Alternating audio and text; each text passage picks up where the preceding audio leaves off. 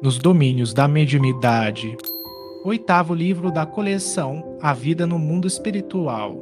Ditado pelo espírito André Luiz e psicografado pelo médium brasileiro Francisco Cândido Xavier, em 1955. Capítulo 27. Mediunidade transviada. Descer a noite totalmente, quando penetramos estreita sala em que um círculo de pessoas se mantinha em oração. Várias entidades se miscuiam ali em meio dos companheiros encarnados, mas em lamentáveis condições, de vez que pareciam inferiores aos homens e mulheres que se faziam componentes da reunião. Apenas o irmão Cássio, um guardião simpático e amigo, de quem o assistente nos aproximou, demonstrava superioridade moral. Notava-se, de imediato, a solidão espiritual, porquanto desencarnados e encarnados da Assembleia não me percebiam a presença e, de certo, não me acolhiam os pensamentos. Ante as interpelações do nosso orientador, informou, algo desencantado: por enquanto, nenhum progresso, não obstante os reiterados apelos à renovação. Temos sitiado o nosso quintino com os melhores recursos ao nosso alcance, mobilizando livros, impressos e conversações de procedência respeitável. No entanto, tudo em vão. Teimoso amigo ainda não se precatou quanto às duras responsabilidades que assume, sustentando um agrupamento desta natureza. Aulus buscou reconfortá-lo com um gesto silencioso de compreensão e convidou-nos a observar. Revestia-se o recinto de fluidos desagradáveis e densos. Dois médiuns davam passividade a companheiros do nosso plano, os quais, segundo minhas primeiras impressões, jaziam convertidos em criados autênticos do grupo, assalariados talvez para serviços menos edificantes. Entidades diversas, nas mesmas condições, enxameavam em torno deles, subservientes ou metediças. O fenômeno da psicofonia era ali geral. Os sensitivos desdobrados se mantinham no ambiente, alimentando-se das emanações que lhes eram peculiares. Amundo, um dos comunicantes, sob as vistas complacentes do diretor da casa, conversava com uma senhora cuja palavra leviana inspirava piedade. Amundo, dizia, tenho necessidade do dinheiro que há meses vem sendo acumulado no instituto, do qual sou credora prejudicada. Que me diz você de semelhante demora? Sveri, minha irmã, recomendava a entidade, trabalharemos em seu benefício. E a palestra continuava. A solução é urgente. Você deve ajudar-me com a ação mais expedita. Tente uma volta pelo gabinete do diretor Ranzinza e desencrave o processo. Você quer o endereço das pessoas que precisamos influenciar? Não. Conheço-as e sei onde moram. Vejo, Amundo, que você anda distraído. Não se interessou por meu caso com a presteza justa. Não é bem assim. Tenho feito o que posso. Enquanto a matrona baixava o tom de voz, cochichando, um cavalheiro maduro dirigia-se a Teotônio, o outro comunicante da noite, clamando, indiscreto: Teotônio, até quando me cabe aguardar? A entidade, que parecia embatucar-se com a pergunta, silenciou, humilde, mas o interlocutor alongou-se, exigente. Vai para 4 meses que espero pela decisão favorável referente ao emprego que me foi prometido. Entretanto, até hoje, você não conseguiria liquidar o problema. Que deseja que eu faça? Sei que o gerente da firma é do contra. Ajude-me inclinando-o a simpatizar-se pela boa solução de meu caso. Nisso, outra senhora ocupou a atenção de Raimundo, solicitando: meu amigo, conto com o seu valioso concurso. Sou mãe. Não me conformo em ver minha filha aceitar a proposta de um homem desbriado para casar-se. Nossa posição em casa é das mais alarmantes. Meu marido não suporta o homem que nos persegue e a menina revoltada tem sido para nós um tormento. Você não poderá afastar esse abutre?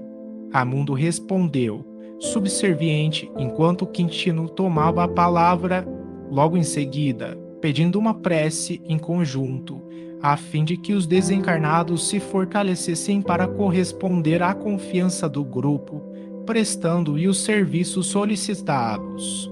Entendimentos e conversas continuaram entre comunicantes e clientes da casa. Todavia, não mais lhes dei atenção, considerando-lhes o obscuro aspecto. Em afetivas circunstâncias, vir obsidiados e entidades endurecidas no mal através de tremendos conflitos. Contudo, em nenhum lugar sentia tanta compaixão como ali, vendo pessoas sadias e lúcidas a interpretarem o intercâmbio com o mundo espiritual como um sistema de criminosa exploração com alicerces no menor esforço. Aqueles homens e mulheres que se congregavam no recinto, com intenções tão estranhas, teriam coragem de pedir a companheiros encarnados os serviços que reclamavam dos espíritos. Não estariam ultrajando a oração e a mediunidade para fugir aos problemas que lhes diziam respeito? Não dispunham, acaso, de veneráveis conhecimentos para mobilizar o cérebro, a língua, os olhos, os ouvidos, as mãos e os pés no aprendizado enobrecedor? Que faziam da fé? Seria justo que um trabalhador relegasse a outros a enxada que lhe cabia suportar e mover na gleba do mundo? Aulus registrou-me as reflexões amargas, porque, generoso, Deus se pressa em reconfortar-me. Um estudo atual de mediunidade, mesmo rápido quanto o nosso, não seria completo se não perquiríssemos a região do psiquismo transviado, onde espíritos preguiçosos, encarnados e desencarnados respiram em regime de vampirização recíproca. Aliás, constituem produto natural da ignorância viciosa em todos os templos da humanidade. Abusam da oração tanto quanto menoscabam as possibilidades e oportunidades de trabalho digno, porquanto espreitam facilidades e vantagens efêmeras para se acomodarem com a indolência em que se cristalizam os caprichos infantis. Mas prosseguirão assim, indefinidamente. Perguntei: André, sua dúvida está fora de propósito. Você possui bastante experiência para saber que a dor é o grande ministro da justiça divina. Vivemos a nossa grande batalha de evolução. Quem foge ao trabalho sacrificial da frente encontra a dor pela retaguarda. O espírito pode confiar-se à inação, mobilizando delituosamente a vontade. Contudo, lá vem um dia a tormenta, compelindo-o a agitar-se e a mover-se para entender os impositivos do progresso com mais segurança. Não adianta fugir da eternidade, porque o tempo, benfeitor do trabalho, é também o verdugo da inércia. Hilário, que refletia, silencioso, junto de nós, inquiriu preocupado: por que se entregam nossos irmãos encarnados a semelhantes práticas de menor esforço? Há tantas lições de aprimoramento espiritual, há tantos apelos à dignificação da mediunidade nas linhas doutrinárias do espiritismo. Por que o desequilíbrio? Aulus pensou alguns instantes e redarguiu: Hilário, é imprescindível recordar que não nos achamos diante da doutrina do espiritismo. Presenciamos fenômenos mediúnicos, manobrados por mentes ociosas, afeiçoadas à exploração inferior por onde passam, dignas, por isso mesmo, de nossa piedade. E não ignoramos que fenômenos mediúnicos são peculiares a todos os santuários e a todas as criaturas. Quanto à preferência de nossos amigos pela convivência com os desencarnados ainda imensamente presos ao campo sensorial da vida física, incapazes ainda de mais ampla visão das realidades do espírito, isso é compreensível na Terra. É sempre mais fácil ao homem comum trabalhar com subalternos ou iguais, porque servir ao lado de superiores exige boa vontade, disciplina, correção de proceder e firme desejo de melhorar-se. Sabemos que a morte não é milagre. Cada qual desperta, depois do túmulo, na posição espiritual que procurou para si. Ora, o homem vulgar sente-se mais à solta junto das entidades que lhe lisonjeiam as paixões, estimulando-lhe os apetites, de vez que todos somos constrangidos a educar-nos, na vizinhança de companheiros evolutivos, que já aprenderam deram a sublimar os próprios impulsos, consagrando-se à lavoura incessante do bem. Mas não será isso um abuso do homem encarnado? Não será crime parasitar os desencarnados de condição inferior? Indagou Hilário. Isso não padece dúvida, confirmou o instrutor. E esse delito ficará impune. Alus fixou leve expressão de bom humor e respondeu: não se preocupem demasiado. Quando o erro procede da ignorância bem-intencionada, a lei prevê recursos indispensáveis ao esclarecimento justo no espaço e no tempo, porquanto a genuína caridade, sob qualquer título, é sempre venerável. Entretanto, se o abuso é deliberado, não faltará corrigenda. Vagueou o olhar sobre o diretor da Assembleia e sobre os medianeiros que incorporavam os comunicantes e acrescentou: Teotônio e Raimundo, tanto quanto alguns outros desencarnados da posição deles, e que aqui se aglomeram, realmente são mais vampirizados que vampirizadores.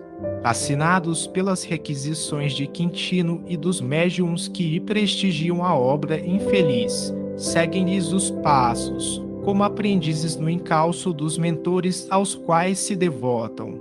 Na hipótese de não se reajustarem no bem, tão logo se desencarnem o dirigente deste grupo e os instrumentos medianímicos que copiam as atitudes, serão eles surpreendidos pelas entidades que escravizaram a lhes reclamarem orientação e socorro e, muito provavelmente, mais tarde, no grande porvir, quando responsáveis e vítimas estiverem reunidos no Instituto da Consanguinidade Terrestre, na condição de pais e filhos, acertando contas e recompondo atitudes, alcançarão um pleno equilíbrio nos débitos em que se emaranharam.